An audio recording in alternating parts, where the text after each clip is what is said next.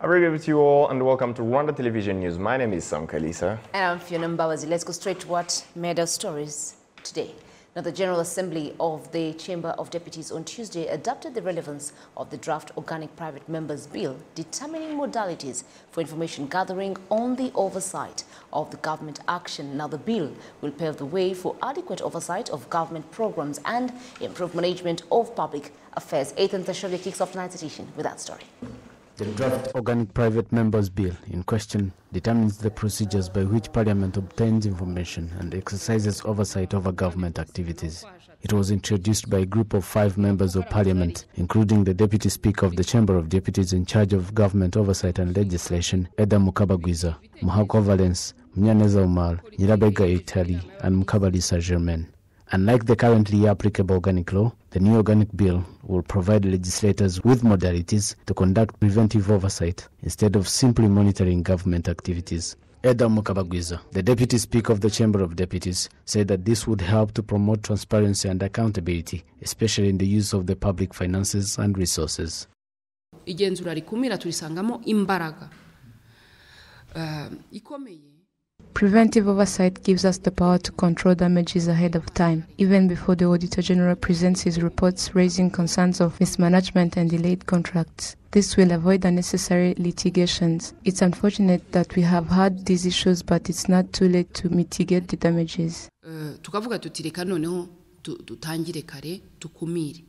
General Assembly of the Chamber of Deputies welcomed the bill and expressed the need to expedite its scrutiny and adoption.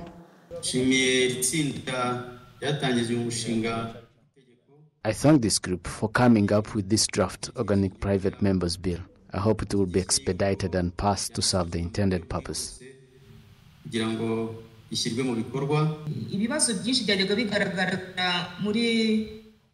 Most of the queries that have constantly been reflected in Auditor General's report, which are well known to the Public Accounts Committee and Parliamentary Standing Committees on Budget, will be solved. The recurring queries may be solved once and for all. I particularly thank the group of legislators that came up with this bill. At no point does the current applicable organic law make mention to modalities for the development of a plan for information gathering on and oversight of government action, whether annual, quarterly, monthly, or weekly. Neither does it provide modalities for initiation of information gathering on and oversight of government action, criteria for drafting a question to put to a member of government, and grounds for inadmissibility of the question. These and many other questions could be answered by the draft organic law as explained by Deputy Speaker Mukabagwiza. I think this will help all arms of government. That's why we called it preventive oversight. It will prevent other issues that may not be identified by the Parliament. Knowing and monitoring the activities of the government is one of the responsibilities of legislators. In 2018, when President Paul Kagame received the oath of office of the member of the House of Representatives, he called on them to step up their oversight efforts, stressing that the time has come to hold accountable those who misuse public funds for personal gains. Abanyarwanda muzabagereho munakurikirana niba na guverinoma muri ibyo bikorwa ishinzwe ibikora.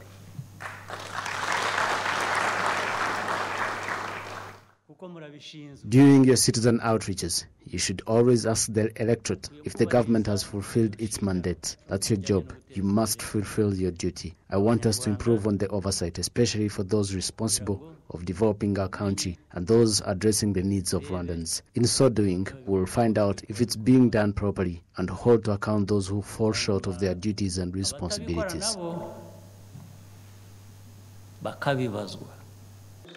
Organic Law number 03/2005 of 25th February 2005 determines the methods of Parliament uses to obtain information and exercises oversight of government action, remains the only tool available for Parliament to perform its functions of information gathering on and oversight of the government action.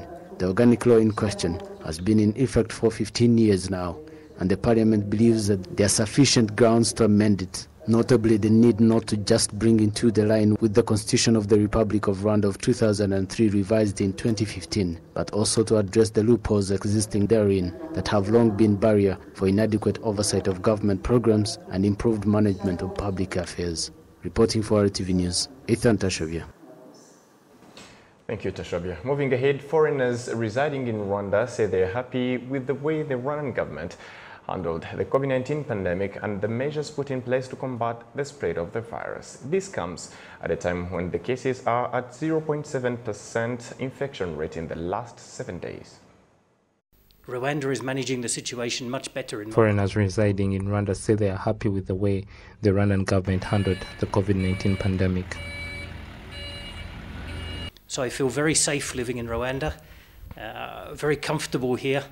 The cases are coming down every week, so I believe Rwanda is managing the situation very well, and particularly as the vaccination program continues to roll out, and with President Kagame's leadership in sourcing vaccines and bringing vaccines to the country, I believe the situation here will get better and better. Delighted to live in a country where the numbers are improving. It means we have freedom to be out and enjoy the beautiful life that we get to live here. I'm very thankful. In the last week, about 17 cases were registered, of which one of the cases was from the city of Kigali. In Nyarugenge district, a hospital in charge of receiving COVID-19 patients said this Monday they have 12 patients. Those medications, they are the one we are giving to the patient of COVID before they get severely sick. And then now those medications are being distributed around the country in all districts. Because a few weeks ago we opened the Rwamagana to be the center, and now each district, each province in the country is now represented. We do have a center in each province, at least one, which is giving those medications. Even though the numbers of infected COVID-19 patients and death rates are reducing, the Minister of Local Government continues to call upon the public not to relax on the COVID-19 measures put in place. There was a time in this third wave when we had more than 1,000 cases in Bugesera. I think that was during the last lockdown. But we put more effort, plus the increase of vaccine coverage. At the moment, we don't have any patient in the hospital or in any other facility in Bugesera. At one time, we had more than 20 patients in the hospital. But now, as we speak, we don't have any patient in the hospital. And we have about 9 patients who are very, very well at home, who are just testing positive. And we hope in 2-3 days, the numbers are going to come down to 0. Eventually, COVID-19 cases in Kigali have lowered, but that doesn't mean COVID-19 is gone. We should continue to protect ourselves because sometimes there are new variants that can come into the country. We should remember that children under the age of 18 have not been vaccinated yet. People should not be relaxed at all as we continue to fight this pandemic. Rwanda is one of the 15 countries that has been able to reach the target set by the World Health Organization upon vaccinating at least 10% of its population by September of this year. The Ministry of Health in Rwanda says that vaccination is rolling out across the provinces. From the 9th of October 2021, 894,792 people have been vaccinated, while in the whole country, the numbers of people who have been vaccinated since March 2021 are over 3 million people. Derek Muhanji reporting for RwandaTV. Thank you, Derek, for that story. Now, the working population in the city of Kigali is hopeful that life will return to normal just like it used to be before the COVID-19 pandemic. This, however, requires city residents to get vaccinated fully from COVID-19, plus not being reluctant in preventive measures that have already been put in place.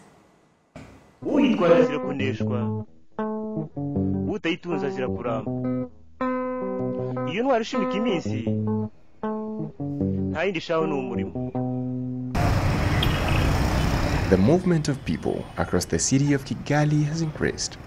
Some people are heading to their workplaces, while others have already started working. They say that life is coming back to normal, owing to the fact that most of the services have been reopened. We are happy as hairstylists because sometimes a person goes to work and can come to the salon later in the evening, maybe because they have a wedding the next day. So we are very happy. We now work until 11 p.m. and we can at least get money for food, rent, tax and so on. So life is returning to normal. I'm very sure that if numbers don't shoot up again and vaccines continue to be availed, by the end of this year, 2021, everything will have returned to normal. Professor Leo Mutesa, a health researcher and lecturer at the university, says the government's vaccination program has been instrumental in achieving all this.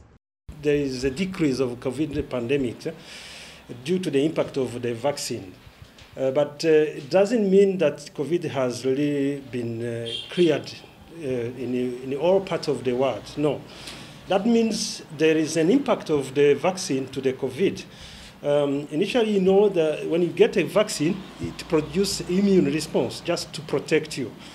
But that immune response as well also destroy or weaken, give a weakness of the virus, which means that the virus with capacity to replicate, to give many replication of many copies of the virus, is just being weakened by that vaccine, which is a good impact. And then the results is just the reduction of the transmission from someone who's affected to another one who's not affected. Even if we have had good news the recent days where we see death zero, but it doesn't mean that really the virus has been cleared from the population. The virus is still there and with the potential to replicate again, as I mentioned earlier. So people should not really relax. All citizens are required to abide by the safety measures in place. The Minister of State in the Ministry of Health, Dr. Munga Tarsis, points out that figures are promising. The number of COVID-19 cases have reduced in Kigali due to the vaccination programs. The positivity rate is currently at 0.3%. And actually, most of those that test positive are from other parts of the country, not the city of Kigali. Even in all provinces, the numbers are promising. Only that some sectors have high infection rates. Most of the districts are at a 5% infection rate. We need to work together with local authorities to make sure that infections don't increase even more and continue the vaccination program as well. The Ministry of Health says that by the end of December this year, the number of vaccinated Rwandans will reach 35.5% nationwide. By the end of June next year, the vaccination program will have reached 60% of the total population. Moving ahead, the Minister of Local Government, Jean-Marie Vianney Gatabazi, told the youth at Iwawa Rehabilitation Center that although the government cares for them, the youth have a strong responsibility to stop drug abuse and focus on development activities in the country as a whole. Iwawa Rehabilitation Center is home to 1,593 youth people who are being rehabilitated and trained in various professions, including sewing, construction, agriculture and animal husbandry, carpentry and technology. Some of them who have been on drugs for 6 months say that in addition to giving up drugs, they have a hope that the profession they have learned will help them cope with the job market when they return to normal life. In a statement to the Youth, Minister of Local Government Jean-Marie Vianney Gatabazi told them that the change should not only be verbal, but also it should be strengthened by letting go of the vices and focus on the country's developmental work. The Minister of Local Government Jean-Marie Vianney Gatabazi also commended the management of the Iwawa Rehabilitation Center for its effort to combat the spread of the COVID-19 pandemic. I believe that is a very good way to help the youth, not to feel lost in their own world. Absolutely. Now, the International Youth Connect Africa Summit will, for the first time, take place outside of Rwanda, where Ghana will host the event following the request by President Paul Kagame at the 2019 summit right here in Kigali. Now, more than 12,000 youth have registered for this year's summit. Martina Abera with more. The conference was preceded by a caravan where the youth were divided into 4 categories, including technology and innovation, arts and crafts, agriculture and agro-processing and tourism. The 2-day summit will be themed on making the African continent aid-free and showing the young people the opportunities under the Africa Continental Free Trade Area Agreement. Some of the goals of this year's international conference include discussing how young people can become more entrepreneurial in agriculture, technology and tourism, plus mobilize them to make their talents more productive, as well as encouraging them to contribute to the development of the African continent. David Antwi Ofori, Director of Operations at the Accra Digital Center, says the fact that young people from 24 countries converged in Ghana is an opportunity because Africa's problems are not only the continent's concern, but mostly young people, and that the conference is a time to train them, not to wait for foreign aid. Young people of the continent are beginning to realize their potential, see that they have a lot in them beyond just graduating from schools and looking for the next employment from government or from somebody, but using this opportunity to say, look, I have ideas, I have some ingenuity in me, I have some potential in me. Look, let me just nurture the idea, let me just nurture those things. I see a lot of challenges around me in our local communities. Let me provide solutions to them, and that will be my go-to explosion to the world stage. But they cannot do this on their own. It's also imperative on our governments to provide the enabling environment. What are our tax regime like? I mean, even spaces like the Accra Digital Center, what are our spaces like designed to help our young people? We have this cliche that data is a new oil of the world. Well, if data is a new oil, I would dare add that places like hubs become the new fuel stations for them. Because we need to have a lot more of these, a lot more cafes that are discussing ideas, that are discussing productive ideas. But if you don't create those spaces where these young people can go to, connectivity, how is connectivity like on the continent? In 2012, President Paul Kagame officially launched the Youth Connect, a 5-year-old youth conference which has expanded to 24 countries in 5 years. In Rwanda, the Youth Connect program has created more than 20,000 jobs, while more than 4 million young people have been trained to become citizens. The Youth Connect Africa Summit aims to bring together, assist, and reach about 226 million African youth to help them in accessing the market and informing them about the opportunities they have in the Africa Continental Free Trade Area Agreement that were signed in Kigali, Rwanda on March 21, 2018, and is expected to boost the intra-African trade that is currently at 16%. Thank you, Martina, for the story. Now, moving ahead, this Monday, the Speaker of the Chamber of Deputies, Right Honorable Mukabalisa Donatil, together with a Deputy Speaker, Honorable Sheikh Mustafazil Harimana, received the delegation made of Committee on Budget, Finance and Economic Development in the Zimbabwe Parliament and discussed on bilateral relations between the two countries. Honorable Mukabalisa Donatil expressed gratitude to MPs from Zimbabwean Parliament for having chosen Rwandan Parliament for their study tour. She also commended the good bilateral relations between Rwanda and Zimbabwe. Honorable Dr. M.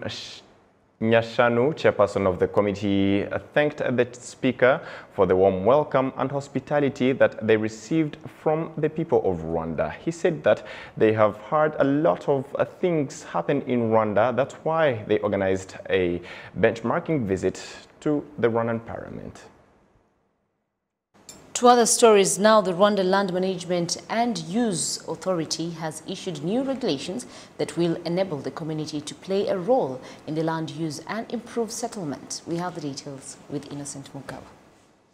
Some residents say that settlement and land use could have been more transparent and done better if these citizens were involved in designing land use master plan, because they are the landowners.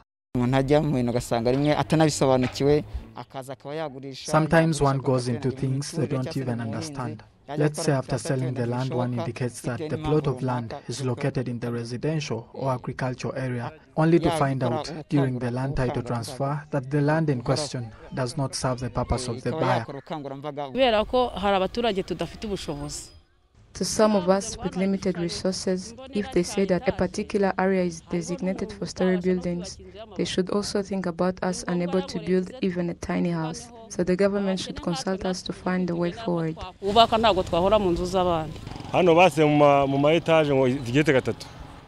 Our master plan here is of level 3 buildings, but the people aren't aware. They didn't indicate where the roads will be built or even install landmarks. They should have at least made it an area for level 1 buildings. Mokaman Esperance, the Director General and Chief Registrar of Land Titles at Rwanda Land Management and Use Authority, says that the new land regulations have been developed in collaboration with various agencies to integrate a master plan for land use in the country and affordable housing for everyone. Citizens alone can't manage to interpret these regulations, even though they also indicate their role, that of the leaders, local authorities, and various agencies with all what they do in terms of housing to help the community. So what is required of the people is to approach these authorities, not forgetting to sacrifice anything to make his or her land worth the cost of the best housing settlements. The institution also assures the community of technical assistance while contributing to the development of their land to provide them with better services. The agencies we worked with to develop these regulations, either the City of Kigali or the Rwanda Housing Authority, the Rwandan Association of Local Government Authorities, RALGA, and the Ministry of Infrastructure. We will work together to help the community in every technical way to make this go well, for us to have well-planned and designed settlements. The administration confirms that the new regulations are not meant to move those in unplanned settlements, but to work with them in improving the housing sector. Innocent Mugabo, RTV News.